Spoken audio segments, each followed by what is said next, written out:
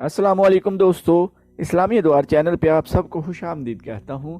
آج میں آپ کے لیے شمشیر بے نیام کی 70ویں ایپیسوڈ لے کے آیا ہوں۔ جن دوستوں نے ابھی تک چینل کو سبسکرائب نہیں کیا وہ چینل کو سبسکرائب کر لیں تاکہ ہر نئی ویڈیو آپ تک فوراً پہنچ سکے۔ تو چلیے آئیے آج کی ایپیسوڈ شروع کرتے ہیں۔ سبزہ زار میں ایک گھوڑ سوار جیسے تیرتا چلا رہا ہو، خالد رضی اللہ عنہ اپنے لشکر کے وسط میں تھے۔ کسی اور کو اس سوار کی طرف بھیجنے کی بجائے انہوں نے اپنے گھوڑے کو ایڑ لگائی اور اس سوار کو راستے میں جا لیا۔ وہ مسنہ بن حارثہ کے دستے کا ایک سوار تھا۔ ابن حارثہ کا پیغام لایا ہوں، سوار نے خالد رضی اللہ عنہ سے کہا۔ الیس کے میدان میں آتش پرستوں کی فوج بھی آ گئی ہے۔ ابن حارثہ نے کہا ہے کہ سنبھل کر آگے آئیں، فوراً واپس جاؤ۔ خالد رضی اللہ عنہ نے سوار سے کہا، اور مسنہ سے کہو کہ اڑ کر مجھ تک پہنچے۔ مسنہ کا قاصد یوں غائب ہو گیا جیسے اس زمین نے نگل لیا ہو۔ اس کے گھوڑے کی ٹاپ کچھ دیر تک سنائی دیتے رہے جو درختوں میں سے گزرتی ہوا کی شاں شاں میں تحلیل ہو گئے۔ خالد رضی اللہ عنہ واپس اپنے لشکر میں آئے اور اپنے سالاروں کو بلا کر انہیں بتایا کہ آگے صرف بکر بن دائل کے لوگ ہی نہیں بلکہ مدائن کا لشکر بھی ان کے ساتھ آملہ ہے۔ انہوں نے اپنے سالاروں کو یہ بھی بتایا کہ مسنہ بن حارثہ آ رہا ہے۔ انہوں نے پہلے کی طرح سالار عاصم رضی اللہ عنہ بن عمرو اور سالار عدی رضی اللہ عنہ بن حاتم کو دائیں اور بائیں پہلو میں رکھا۔ زیادہ دیر نہیں گزری تھی کہ مسنہ یوں آن پہنچا جیسے وہ واقعی اڑ کر آیا ہو۔ ابن حارثہ خالد رضی اللہ عنہ نے کہا، کیا تم نے اپنی آنکھوں سے فارس کے لشکر کو عیسائیوں کے ساتھ دیکھا ہے؟ مسنہ بن حارثہ نے صرف دیکھا ہی نہیں تھا بلکہ اس نے جام بازی کا مظاہرہ کر کے بہت کچھ معلوم کر لیا تھا۔ اس نے اپنے جاسوس آگے بھیج رکھے تھے۔ انہوں نے اسے اطلاع دی تھی کہ مدائن کی فوج عیسائیوں سے عاملی ہے۔ مسنہ نے پوری معلومات حاصل کرنے کا ارادہ کر لیا۔ رات کو اس نے اپنے ساتھ 3 سوار لیے اور دشمن کے پڑاؤ کے قریب جا کر گھوڑوں سے اترے اور انہیں ایک درخت کے ساتھ باندھ دیا۔ وہاں سے وہ چھپ کر اور جہاں ضرورت پڑی وہاں پیٹ کے بل رینگ کر پڑاؤ کے قریب چلے گئے۔ آتش پرستوں کے سنتری پڑاؤ کے ارد گرد گھوم پھر رہے تھے۔ یہ سفر 12 ہجری کے وسط کی راتیں تھیں۔ آدھے چاند کی چاندنی تھی جو فائدہ بھی دے سکتی تھی نقصان بھی۔ 2 سنتری ان کے سامنے سے گزر گئے۔ انہیں پیچھے سے جا کر پکڑا جا سکتا تھا لیکن ان کے پیچھے پیچھے ایک گھڑ سوار آ رہا تھا۔ اس نے اپنے سنتریوں کو آواز دے کر روک لیا اور ان کے پاس آ کر انہیں بیدار اور ہوشیار رہنے کو کہنے لگا۔ وہ کوئی کماندار معلوم ہوتا تھا۔ مسلمان رات کو تو حملہ نہیں کر سکتے، ایک سنتری نے کہا، پھر بھی ہم بیدار اور ہوشیار ہیں۔ تم سپاہی ہو، گھڑ سوار نے حکم کے لہجے میں کہا۔ جو ہم کماندار جانتے ہیں وہ تم نہیں جانتے۔ مسلمانوں کا کچھ پتہ نہیں وہ کس وقت کیا کر گزریں۔ انہیں عام قسم کا دشمن نہ سمجھو۔ کیا تم نے مسنہ بن حارثہ کا نام نہیں سنا؟ کیا تم نہیں جانتے کہ کسریٰ نے مسنہ کے سر کی کتنی قیمت مقرر کر رکھی ہے؟ تم اگر اسے زندہ یا مردہ پکڑ لاؤ یا اس کا صرف سر پیش کر دو تو تم مالا مال ہو جاؤ گے، لیکن تم اسے پکڑ نہیں سکو گے۔ وہ جن ہے، کسی کو نظر نہیں آتا۔ چلو آگے چلو، اپنے علاقے کی گشت کرو۔ سنتری آگے نکل گئے اور گھوڑ سوار وہیں کھڑا رہا۔ مسنہ بن حارثہ اپنے 3 جام بازوں کے ساتھ ایک گھنی جھاڑی کے پیچھے چھپا ہوا تھا۔ گھوڑ سوار اس طرف جانے کی بجائے جس طرف سنتری چلے گئے تھے دوسری طرف چلا گیا۔ گھوڑے پر اسے پکڑنا خطرے سے خالی نہیں تھا۔ مسنہ نے اپنے ایک جان باز کے کان میں کچھ کہا اور گھوڑ سوار کماندار کو دیکھا جو آہستہ آہستہ چلا جا رہا تھا۔ مسنہ قریب کے ایک درخت پر چڑھ گیا۔ اس کے جانباز نے ذرا اونچی آواز میں کچھ کہا۔ کماندار نے گھوڑا روک لیا۔ جانباز نے اسے واپس آنے کو کہا۔ وہ اس آواز پر واپس آ رہا تھا۔ اچانک درخت سے مسنہ کود اور گھوڑ سوار کے اوپر گرا اور اسے گھوڑے سے گرا دیا۔ مسنہ کے ایک آدمی نے دوڑ کر گھوڑے کی لگام پکڑ لی اور 2 نے کماندار کو دبوچ لیا اور اس کا منہ باندھ دیا۔ اسے اور اس کے گھوڑے کو وہاں سے دور لے گئے۔ انہوں نے اپنے گھوڑے کھولے اور وہاں سے اتنی دور نکل گئے جہاں وہ چیختا چلاتا تو بھی اس کی آواز اس کے پڑاؤ تک نہ پہنچتی۔ زندہ رہنا چاہتے ہو تو بتاؤ کہ تمہاری فوج کہاں سے آئی ہے؟ مسنہ نے تلوار کی نوک اس کی شہرگ پر رکھ کر پوچھا۔ وہ بہمن جزویہ کے لشکر کا کماندار تھا۔ اس نے جان بچانے کی خاطر سب کچھ بتا دیا، یہ بھی کہ جزویہ مدائن چلا گیا ہے اور اس کی جگہ جابان سالار ہے، اور بکر بن دائل کا لشکر انہیں اتفاق سے مل گیا ہے۔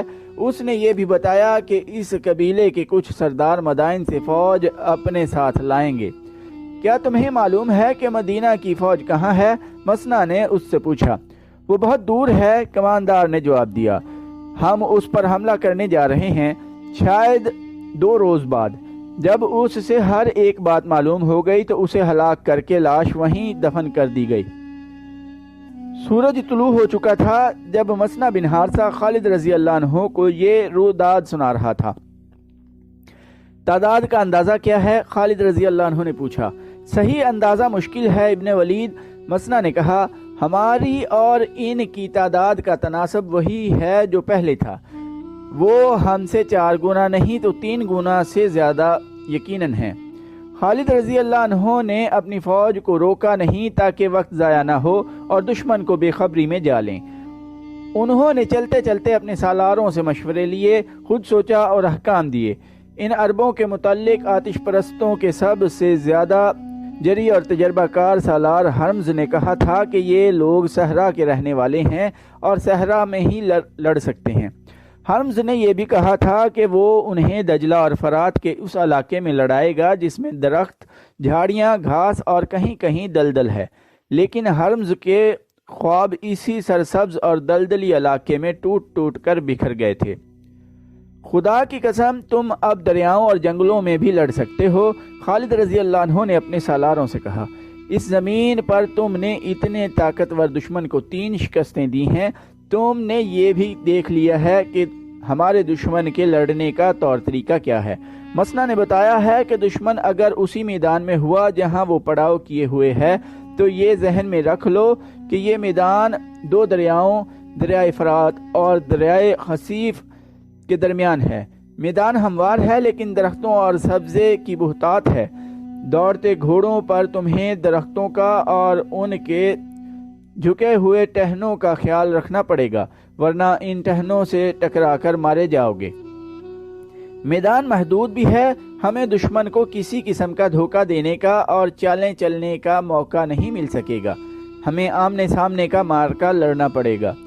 ابن عمرو اور ابن حاتم پہلوؤں کے سالار ہوں گے، انہیں جب بھی اور جیسا بھی موقع ملا یہ اس کے مطابق نقل و حرکت کریں گے۔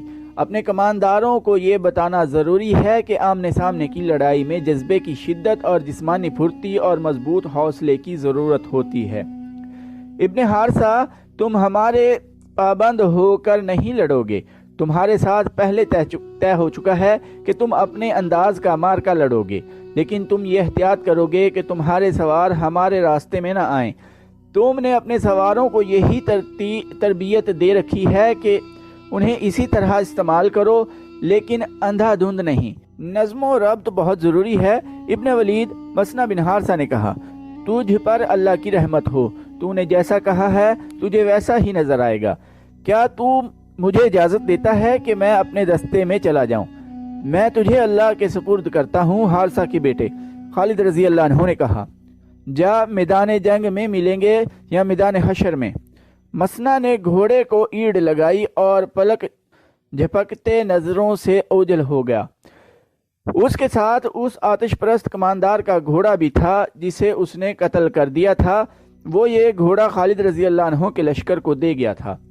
اتنی تھوڑی تعداد میں اور اتنے محدود وسائل کے بھروسے مدینہ کے مجاہدین اس لشکر پر حملہ کرنے جا رہے تھے جس کی تعداد ان سے 3 گنا سے بھی زیادہ تھی، اور جس کے ہتھیار بھی بہتر تھے، اور جن کے سر لوہے کے خودوں سے اور چہرے لوہے کی زنجیروں سے ڈھکے ہوئے تھے۔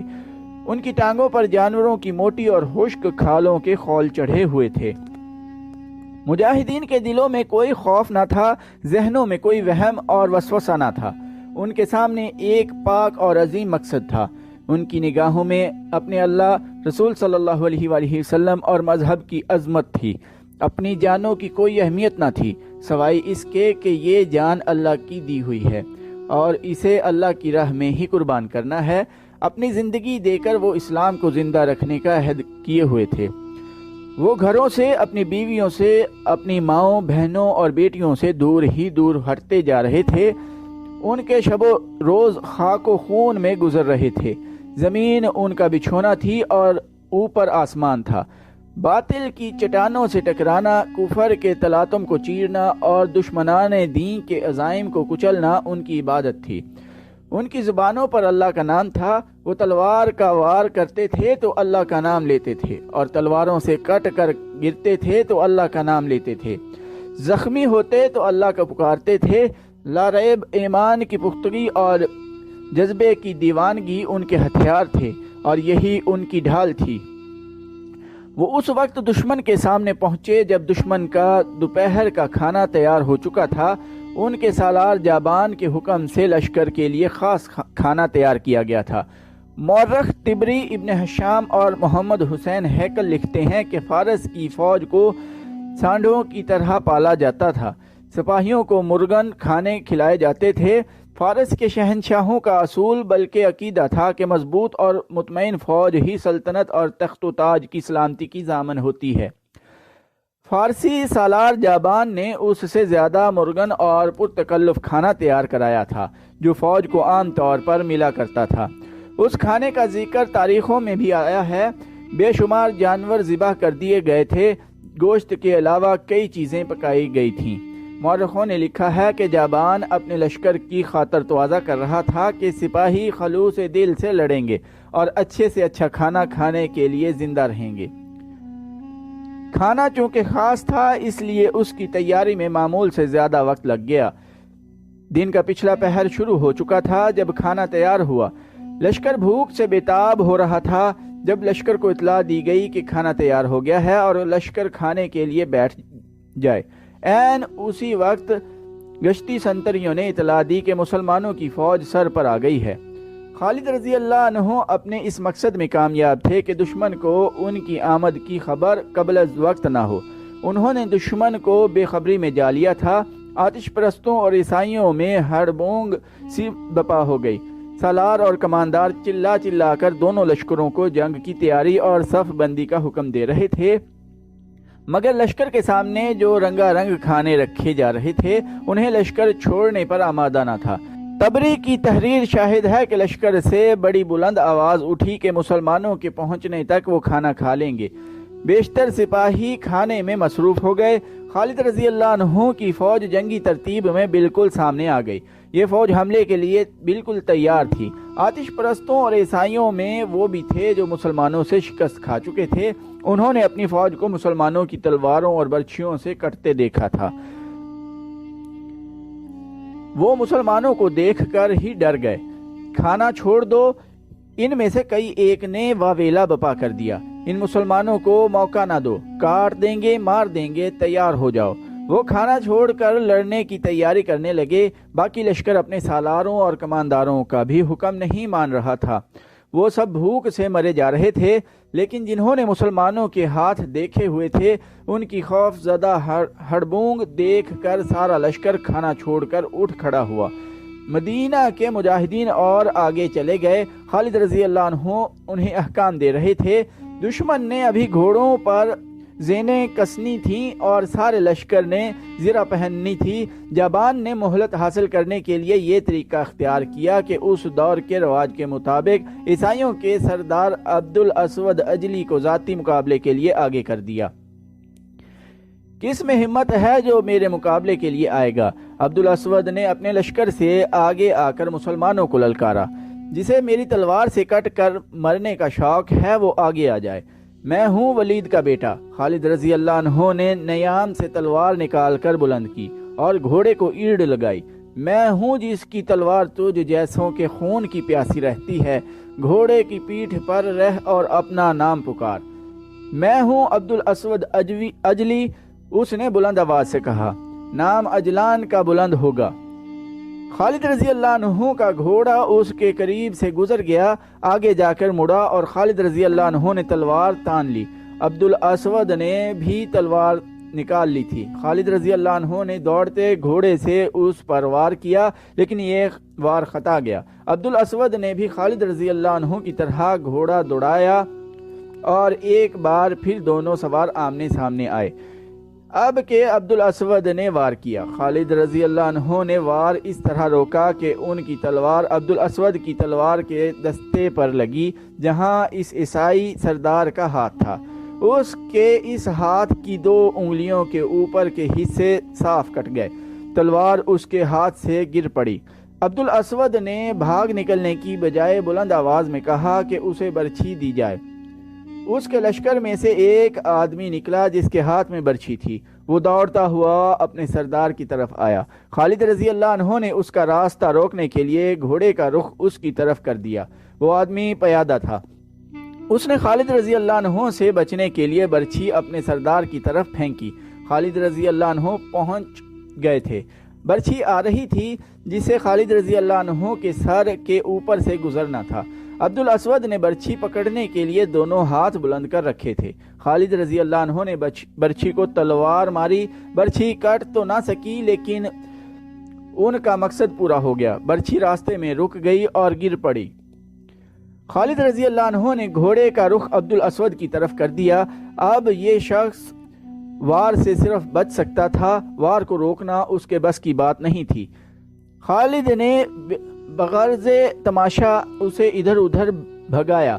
ابن ولید خالد کے ایک سالار نے بلند آواز میں کہا، اسے ختم کرو، دشمن تیار ہو رہا ہے۔ خالد رضی اللہ عنہ نے گھوڑے کی رفتار تیز کر کے اور اسود کے قریب سے گزرتے تلوار برچھی کی طرح ماری۔ عبدالاسود نے گھوڑے کے ایک پہلو پر جھک کر بچنے کی کوشش کی، لیکن خالد رضی اللہ عنہ کی تلوار اس کے دوسرے پہلو میں اتر گئی۔ عبدالاسود سنبھل گیا لیکن وہ بھاگا نہیں۔ خالد رضی اللہ عنہ نے اب پیچھے سے آ کر اس پر ایسا وار کیا کہ اس کی گردن اس طرح کٹی کہ سر ڈھلک کر ایک کندھے پر چلا گیا، گردن پوری نہیں کٹی تھی۔ تو دوستو آج کی ایپیسوڈ ادھر ہی ختم کرتے ہیں۔ چینل کو سبسکرائب کرنا نہ بھولیے گا۔ ٹائم دینے کے لیے شکریہ۔ اللہ حافظ۔